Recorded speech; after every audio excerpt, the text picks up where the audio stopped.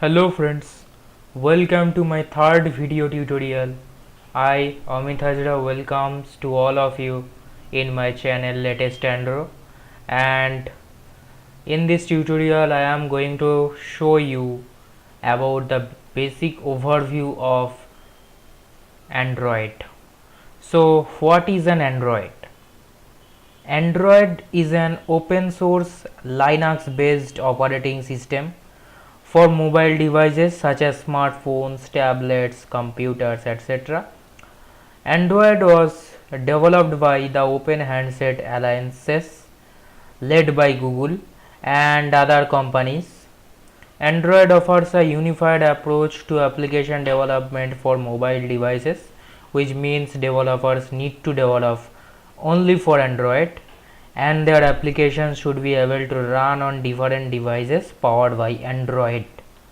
Okay, the first beta version of the Android Software Development Kit SDK was released by Google in 2007, whereas the first commercial version Android 1.0 was released in September 2008. Okay, on June 2012 at the Google I/O conference, Google announced the next Android version 4.1 Jelly Bean. Jelly Bean is an incremental update with the primary aim of improving the user interface, both in terms of functionality and performance. By the way, the next version of Androids are like KitKat, Marshmallow, Nougat, and so on. But in the latest world, the latest operating system of Android is Nougat, which is most popular in today's market. So the source code for Android is available under free and open source software licenses. Google publishes most of the code under the Apache license version 2.0 and the rest Linux kernel changes under the GNU General Public License version 2. Let's discuss about the features of Android. Android is a powerful operating system competing with the Apple 4Gs and support great features. Few of them are listed below. Like that, Android provides beautiful UI, means user interface, beautiful connectivity. That's why we can connect in internet and mobile phones by our Android system. So it provides Bluetooth, Wi-Fi and WiMAX and other network connectivities. And next one, Android provides database storage to store our databases of the applications in a relational database called SQLite, that is a lightweight relational database, is used for data storage purposes. Android supports different media like H.263, H.264, MPEG-4, MP3, MIDI, WAV, etc. And Android enables you to multi-touch. Android has native support for multi-touch, which has initially made available in handsets such as HTC, Hero, etc. and multitasking also. Android applications are usually developed in the Java language using the Android Software Development Kit. Once developed, Android application can be packaged easily and sold out either through a store such as Google Play or the Amazon App Store. Okay. Next, we are discussing about the basic architecture of Android operating system. So Android operating system is a stack of software components which is roughly divided into 5 sections and 4 main layers as shown in the figure. Let's see this picture.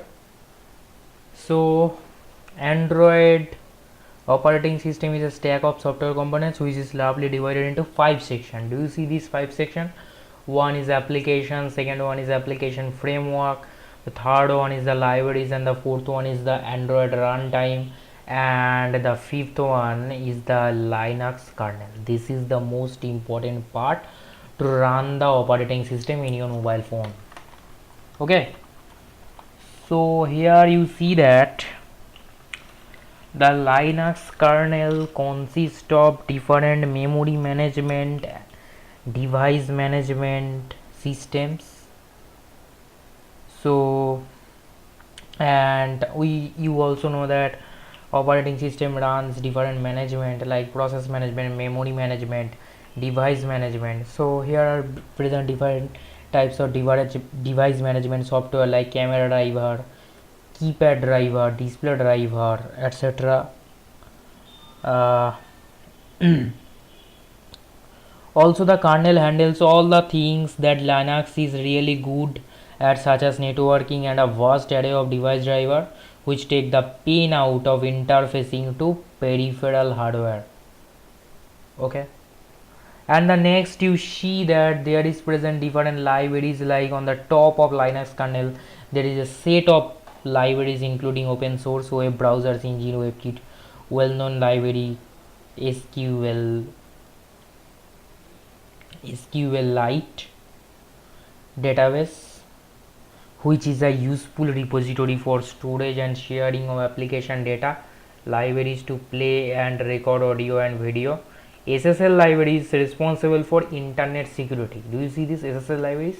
It is responsible for internet securities. Okay, by the way,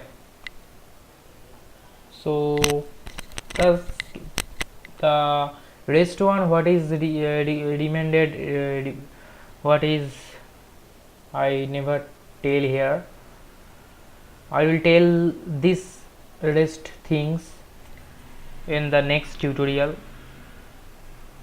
as followed by different works. When you use that works, then we tell the rest one.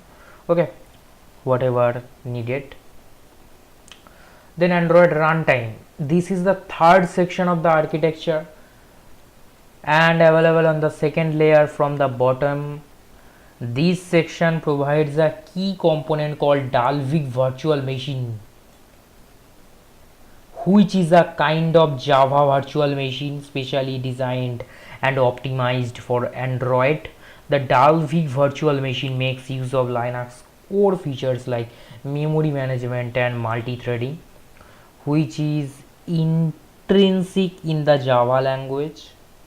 The Dalvik VM enables every Android application to run in its own process with its own instance of the Dalvik virtual machine.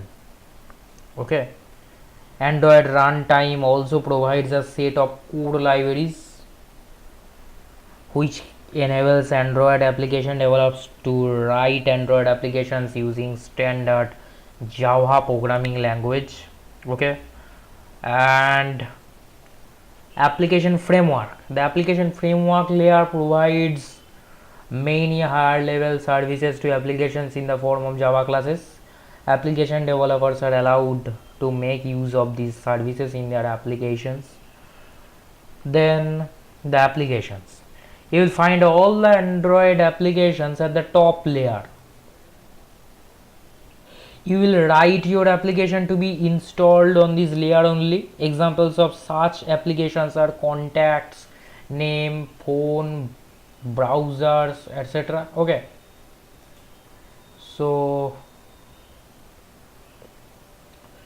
basically you know that in operating system concept these are the layer, means Linux kernel is the core layer, that's why it can operate it, and libraries at Android runtimes is another layer, that's why it shares, when it runs here then it helps or it needs the Linux kernel, that's why this kernel can runs it, and these are run by this Linux kernel, and the above layer application framework can run your device by the libraries for the libraries layers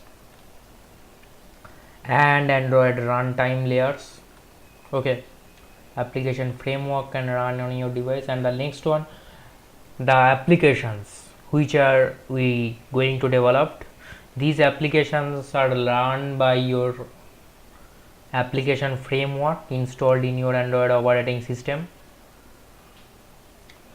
So this is the basic architecture of an Android operating system. That's why, so that an application can work in your Android operating system. Okay, in the previous day I am already show you how to create a project.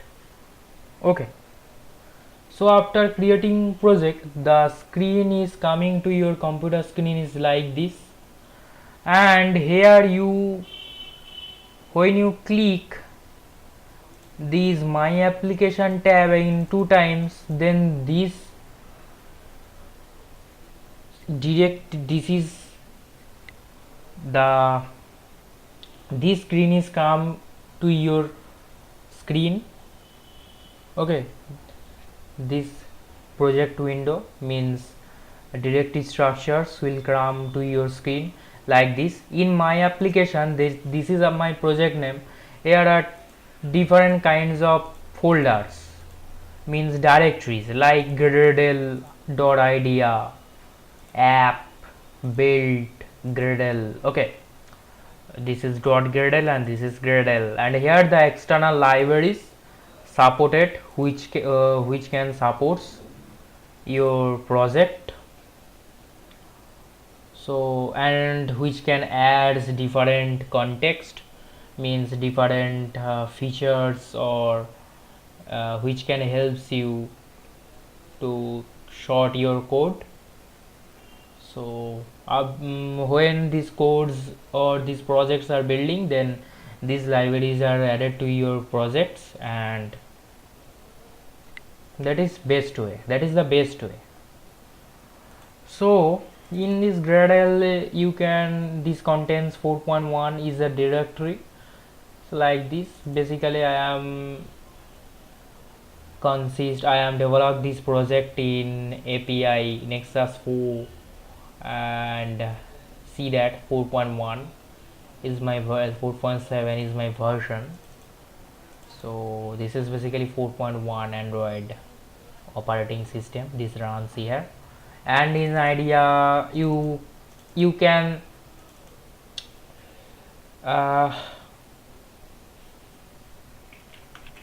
you can skip it, these things, this idea package, etc. So please skip it. There is supportable libraries or different folders or different files that supports your project, and you can use those libraries in your project, library methods or namespaces in your folders.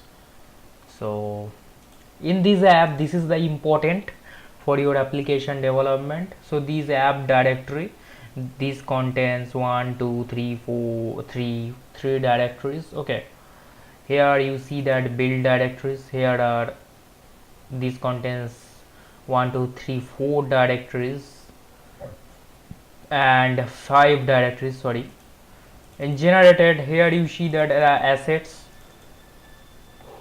please keep it. And here is present also the res, whose full name is resources. In resources is the things by which you can basically you can design your Android application more interactively and design your Android application with good looking. Okay, so sorry friends, in res directory you see there is 3 directories. One is pngs, res values, rs, etc. This is pngs, like this, and res values like this, android test like this. You skip it please, you can skip it. So source, in source, here your projects open, sorry, this source directory is contains the source directory contains your code, main code, which I am going to learn, which we are going to learn how to code. So these codes are present in the source directory. Basically here is present different directory like aidl, apt, build, config, rs, etc. So in source, yes, this is in the R directory. This is most important directory. Basically this R directory contains some information about the Java file. Some contains a Java file, that is basically r.java. This is most important. So please don't modify this r.java file, because when you coding in this activity underscore main.xml file and main activity.java file, when you coding into it, and when you create different components, means different views, like that different like this is a text view, another this is a button, can also be, you can add it. So these different components, then r.java file can also creates the corresponding codes, for your components. When you create these components, r.java file creates the corresponding codes for your components in this file with the help of IDE, because IDE is the integrated development environment. Okay, so in the next topic you see that you can also add some different images or videos or like this, whatever you choose to implement your application or looking good, to look your application good. You can add in more things in your res directory by creating some folders. Then r.java file also modifies its code for this corresponding resources. Okay, basically r.java file contains the resources, whatever your Android application layout or resource, whatever you add it can contain. Okay, and so don't modify it. The next one is output apk, like this app debug apk. Oh sorry, please keep it, it is not required to learn. That is, these are the corresponding packages. These packages are helps us to code the corresponding code about the main code, means these are the main codes, activity main.xml or like this. So this is the libraries. So here is no library we are required, so here is no library needed into our project, that's why library folder is empty. You can add different libraries into it to short your code, okay, or to optimize your code. And in source directory here is present 3 directories, that is Android test, help for testing purpose. I think that in main, that is contain your activity, in Java folder you see that this is the Java main activity.java. So basically this source directory is yours directory. You can work only in this directory, this source directory. Okay, so in Java package you can use only this package. You can add, so you can add different things in your Java. You can code in the backend Java language, okay, under the com dot example dot, so whatever your package is. And in the res directory, this is your resources, drawable layout. This layout is your layout that you code in it to here, code in. And in this layout you can create different components, okay. And after that, the main activity.java file calls these corresponding.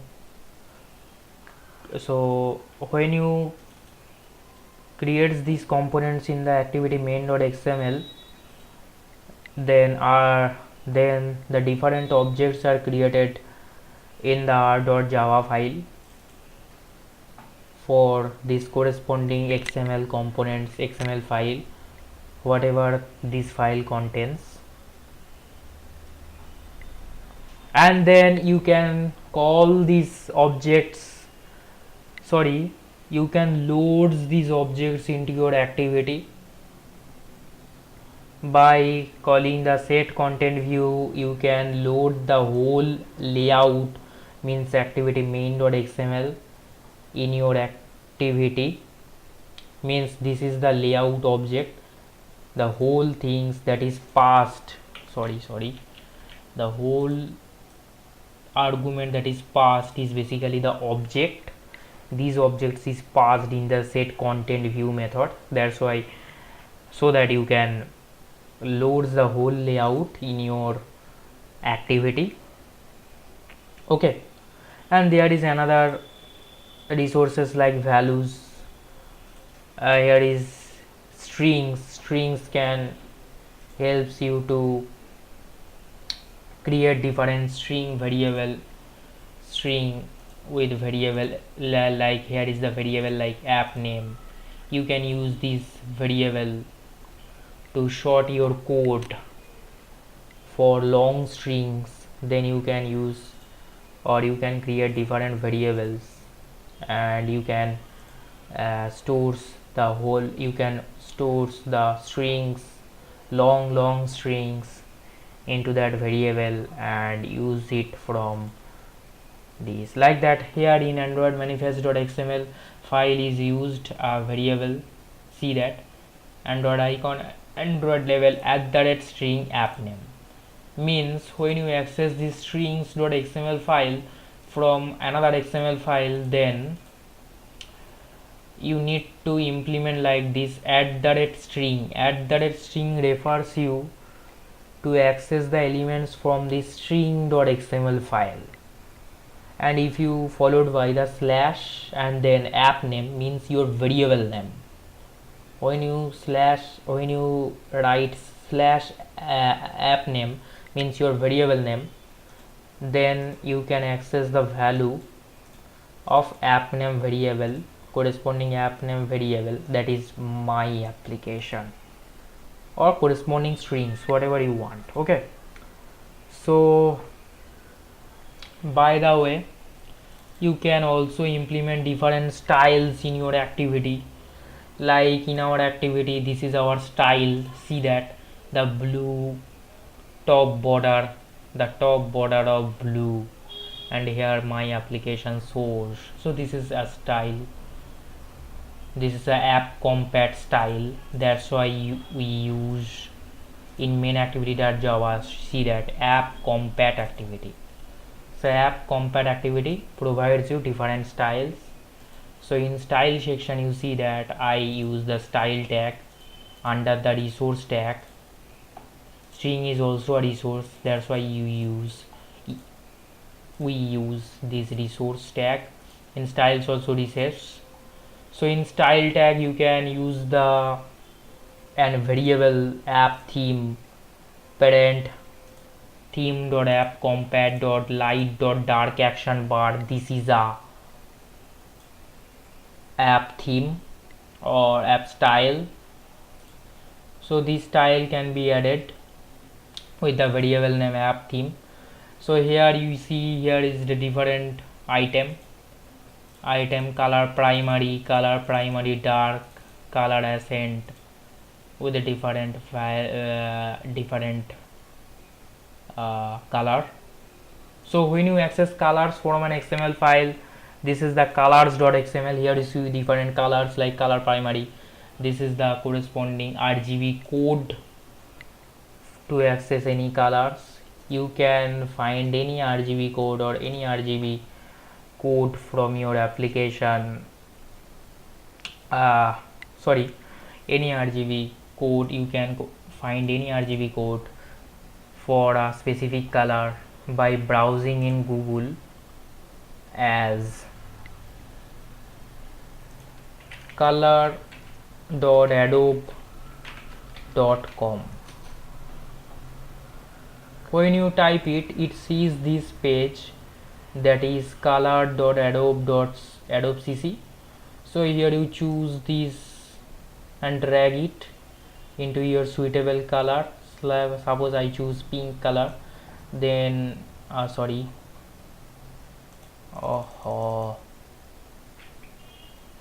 friends, you can drag it into your specific color and then you can copy this code followed by the hash sign here, then you can paste it, then and creates and stores this value into a variable. Then you can access it in a XML file like this. @color represents to access a color from color.xml / the variable name. Here I use color primary as the variable name, then this color is accessed here. Okay, by the way, so let's discuss about our another main file in under the resource directory, that is android manifest.xml. okay, see that android manifest.xml, this is the very essential file to loads or to run an Android. I close these files. So let's discuss about android manifest.xml. This is very important file which is responsible for to run your code into the Android mobile phone. So this is an XML file. This is the represent with manifest tag. Okay, by this file, this is the application tag. So when an Android application is installed after developing in your phone, then this manifest file choose whatever the application's icon is, like this @meepmap IC launcher. In meepmap you can store or you can include different icon for your corresponding Android application, like this meepmap HDPI. This is the PNG file, so I access it from this meepmap directory and set as the icon and label, like whatever you label the app name or application name. So next discuss about the theme. You can add the theme to your application as from style. We have just discussed in about styles you can access tiles as the theme of your Android application. And it is very important concept that when you creates an activity, whatever your application contains, basically your application contain different activities. Okay, like you can use different activities for your applications. So you should mention the every activity that you use in your application should be mentioned here with activity tag. Okay, activity, then you should use this android attribute, sorry, android namespace followed by android namespace. This is the name attribute, like this. My activity name is dot main activity, means this is the class file. Okay, dot means why we use dot, you learn it about in Java. We use dot when we represent a class, that's why you use dot. Okay, so that is main activity dot java. My class file is known as main activity, and here we use intent filter because I told you later, I tell you later, I will tell you later what is intent filter.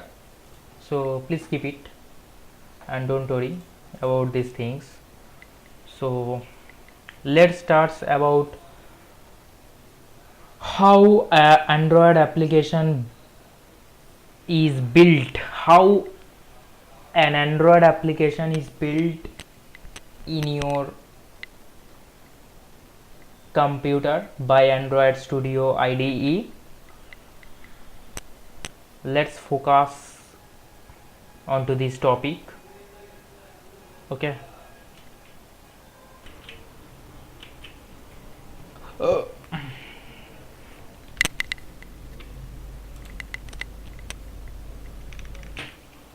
So in this section you can see that you can module the whole application projects into two modules. One is application modules that are needed, that is your code, your source code and your input resources, and the another one is dependencies, mean the supports file to build your application. So in application modules you see that these application resources by you, application manifest, application assets. Okay, so this resource and these application manifest, application assets are created by you, and these whole application as application resources are resource files are merged,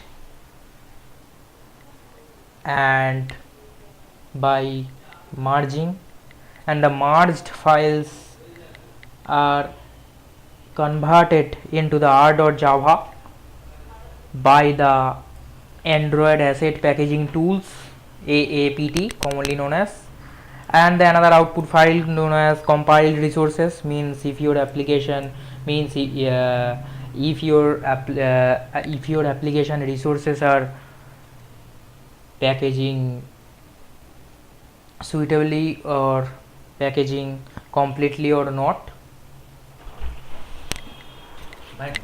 So completely or not. So next, your application Java code, this is also in your application modules. The source code and the r.java comings from these resource files, and the Java classes from AIDL files by converting the by converting to the Java classes by AIDL tools, commonly known as Android Interface Definition Language, are inputted in Java C. Okay, and the ProGuard configuration. No, ProGuard configuration is not required. And so then Java C compiler compiles these classes into the files, into the class files, and then ProGuard configuration and the different dependencies, modules, library packages, and jar libraries, means Java archive libraries, helps to ProGuard tools to create a ProGuarded jar. Means in this section linking is done with your class files by some libraries. Okay, then this ProGuarded.jar file is inputted in DEX, because Dalvik virtual machine is not able if it is not Dalvik executable file. That's why DEX tools, means Dalvik executable tools, can convert your ProGuarded jar files into the classes.dex. Means now it is able to compile by Dalvik virtual machine, because this is now a Dalvik executable code. Okay, and now the classes, different jar files, resources jar files, or many dependencies and Java resources, and the green signal from coming from this AAPT, means Android Asset Packaging Tools. If it packaging successfully, then it returns green signal, and then APK builder can build your APK in two ways. One is signed APK and another one is unsigned APK. Basically, an Android application can run in two ways in your phone, and one is debugging mode and another one is executable mode with the user interface, means activities. So if you want to run your application in debugging mode, you can choose another options for in debugging mode. For commonly, otherwise in defaultly, this Android application, means this Android Studio, build your application in executable mode. Okay, means with representing with activities. So to represent with activities, you need another file called keystore as an argument in jar singer. Then unsigned APK is converted into signed APK by keystore files inputted in the jar singer. Then it can convert in signed APK, and after that gpalign tools, means it compress this whole signed APK into the compressed files into the APK file. Basically APK file is the compressed files of a whole Android project. Okay, that's why it's compressed by gpalign tool into the single APK file. Now you are able to you learn about these things, how Android Studio builds the whole project into a single APK file. Okay, then Dalvik virtual machine, then Android, then this APK file you can, if you install in your system, then Dalvik virtual machine runs these files of Android manifest.xml. Then Android manifest.xml, if you click this application or touch this application, then Android manifest.xml runs your whole project. I tell you these files, and these files loads this, runs these tags. That's why you can see your app after tapping on the icon of the Android application. So if you like my videos, please like, comment and share, and you can subscribe my channel to see more videos, and you can also click on the bell icon for latest updates of my channel. Okay, so thank you for watching. Stay happy, stay cool. Thank you.